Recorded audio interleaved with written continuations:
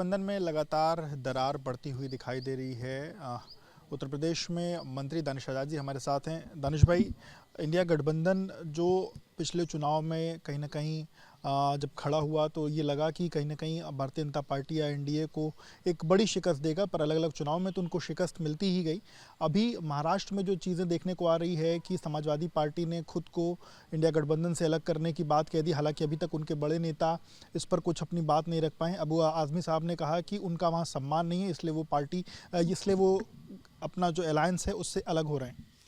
देखिए, India alliance गठबंधन जो था वो जो एक बहुत मशहूर गाना था कि सब तो ठहरे लालची साथ क्या निभाएंगे, चुनाव के बाद सब अपने अपने घर लौट जाएंगे, इसी से मिलता जुलता ये लाइन है।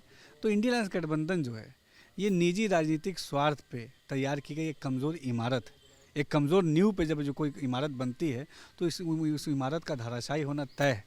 और जिस तरीके से इंडिया अलायंस गठबंधन के सहयोगी दल ही आपस में एक दूसरे के ऊपर आरोप प्रत्यारोप लगा रहे हैं, ये साफ बताता है, साफ जाहिर करता है कि इंडिया अलायंस गठबंधन केवल और केवल अपने राजनीतिक जो है पावर को बढ़ाने के लिए इन दलों ने एकजुटता दिखाने का एक नाटक किया था, एक प्रोपेगेंडा रचा था।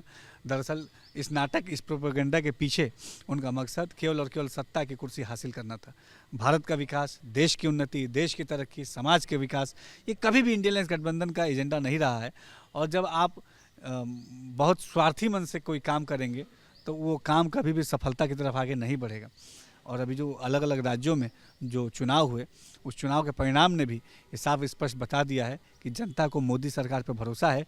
और इंडिया अलायंस गठबंधन को जनता ने तो पहले ही नकार दिया था, अब इंडिया अलायंस गठबंधन के सहयोगी दल भी आपस में एक दूसरे के ऊपर आरोप प्रत्यारोप लगा के ये साफ जाहिर कर रहे हैं कि इंडिया अलायंस गठबंधन एक फेल एक्सपेरिमेंट साबित हुआ, जिस गठबंधन पर न जनता को भरोसा है और उस गठबंधन के लोगों को भी आपस में एक दूसरे पर भरोसा नहीं है। राहुल गांधी को लेकर के रामगोपाल यादव ने एक बड़ी बात की। उन्होंने कहा कि वो राहुल गांधी को अपना या गठबंधन का नेता नहीं मानते।